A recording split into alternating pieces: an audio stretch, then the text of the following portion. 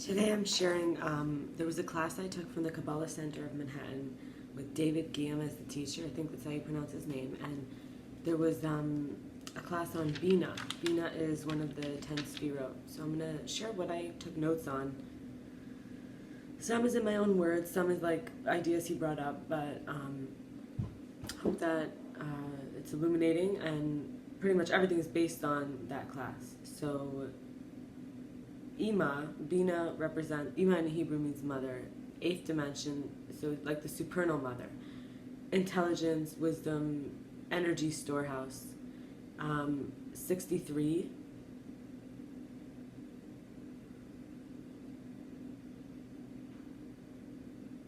Beis Yud Nun, right? Beis, I have to write them under 2. Yud is 10. Nun is 50. And Aleph is 1. That's 63. Okay. Potential, head, non-physical, left side. Relates to the world of consciously creating reality. Loss is the shadow that left me. Physically. So it's the remnant, kind of, right? And it's the 1% of the whole thing that was here. And so it's saying that the consciousness is much more.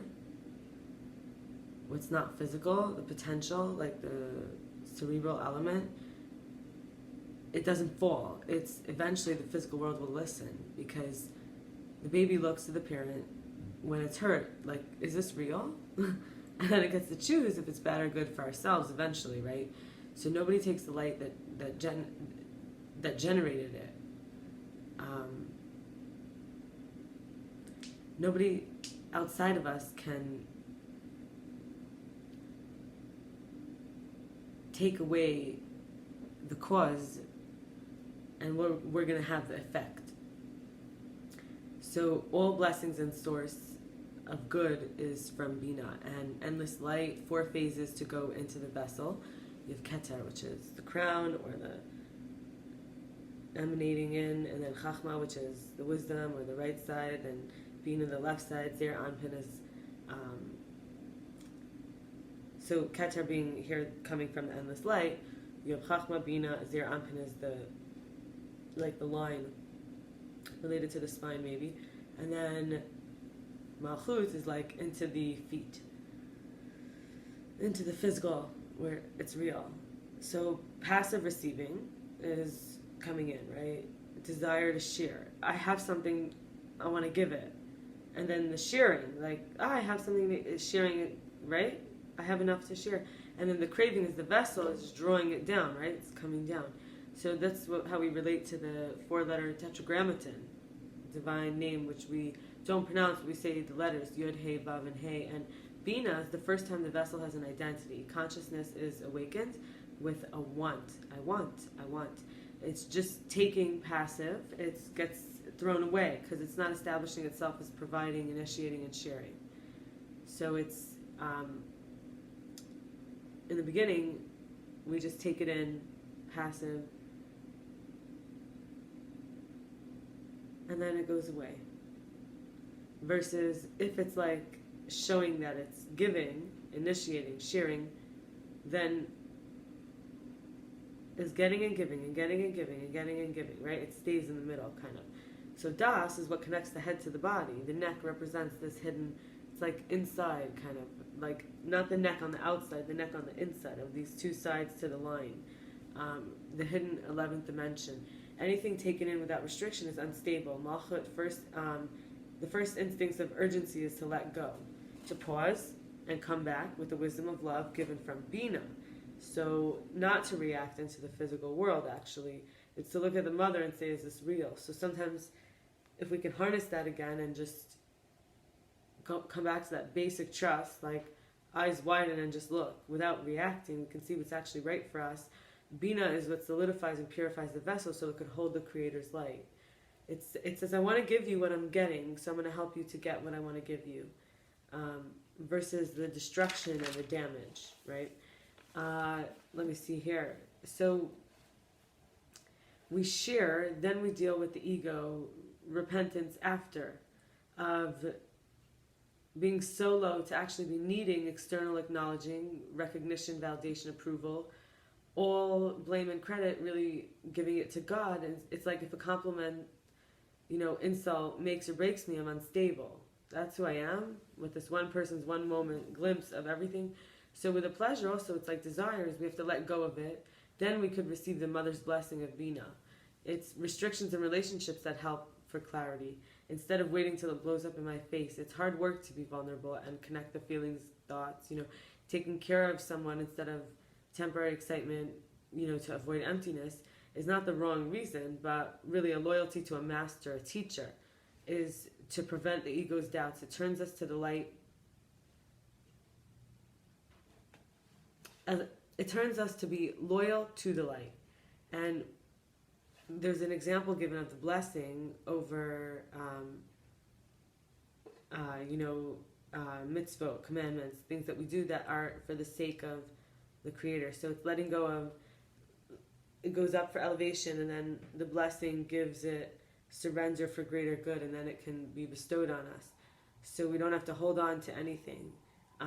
That's why we do it. We bless it so that it's not even for our sake.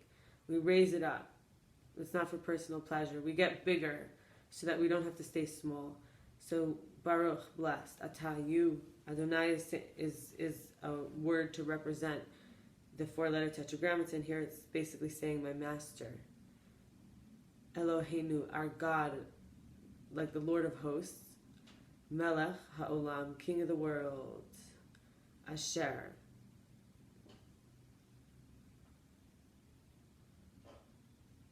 Who, or that, which is like permission.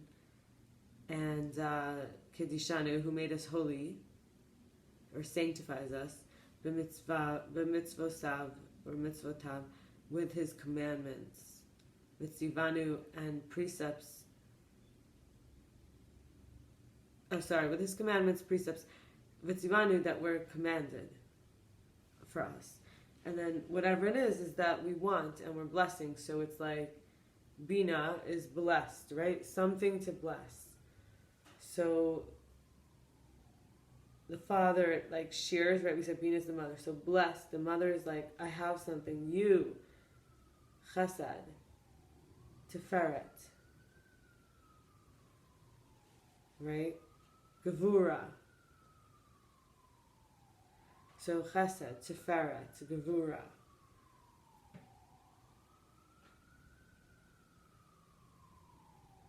And then it has to go back, right? To go to Bina,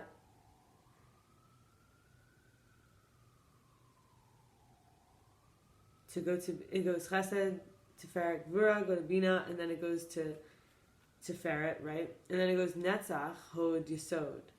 So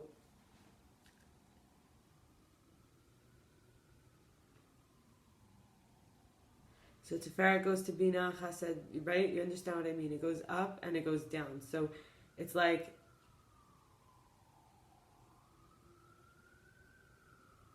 when we bless the food, we remove the tikkun of the souls from the edibles, and the blessing first brings light in, then following blessing removes the waste from us for digestion.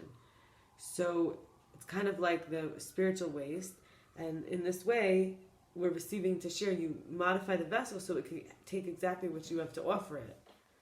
You don't just give what you have and then you leave the other to deal with the waste.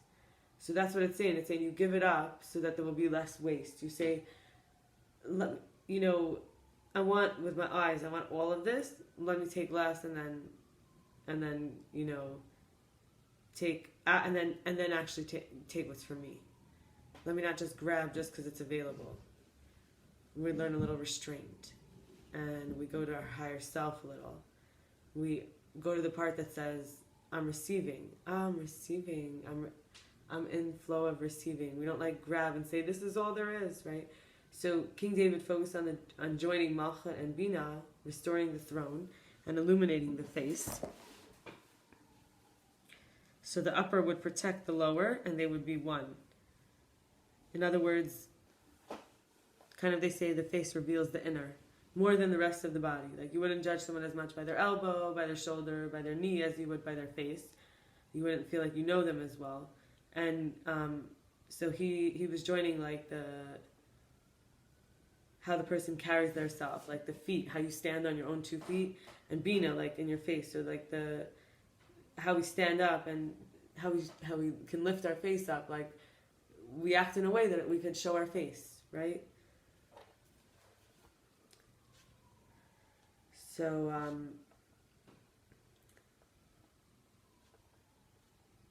yeah.